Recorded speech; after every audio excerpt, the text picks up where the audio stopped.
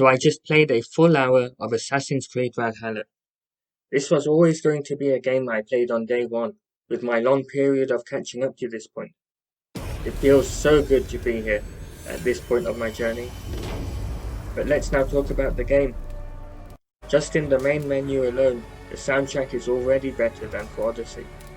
It sort of reminds me of Origins. As usual, I started by editing my settings for a good chunk of time, making sure that the maps were off and music was at its highest frequency.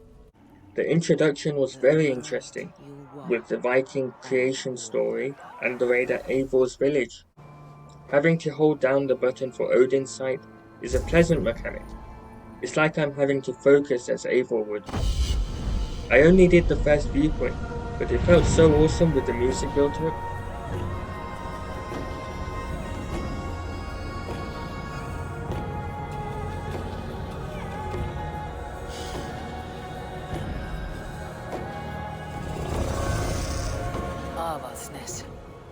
Where that Oathbreaker is holding my crew. I was also glad to see a return of rogues freezing water, and it is great to have snow as a major terrain again. I enjoyed playing with an immersive HUD-less display. Most games before Origins had a bunch of collectibles for me to use a minimap with, but with the new exploration system, there is no need for a compass or a minimap. The devs have catered for players like me. I've turned off maps and compasses since Black Flag.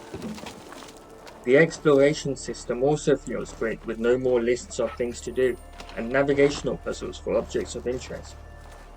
The Raven controls smoothly, and I'm also glad to see the removal of tagging, which would clutter the already beautiful screen. It's also nice to see a return to the database, alongside the coming discovery tools. Combat is no longer button spamming and requires a deeper level of thought, as well as looking better too. I quite like the idea of know-how regen, so that I've got to search for food in the world and keep rations when possible. I tried dual-wielding some axes, and that was quite fun, but then I desynced and saw the white room, and it just looked so cool. Pacing feels great, and I can just relax in this world.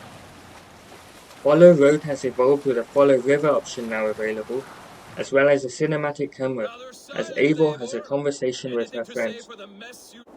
There's also a lovely transition between Eivor and the Raven, much better than with Senu and Icarus.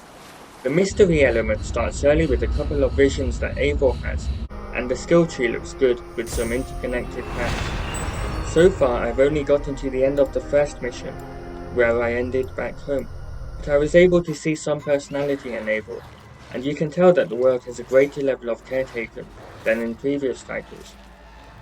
I still haven't reached a point where the logo shows up in the story, if it even does, but it would make sense for it to after every previous title.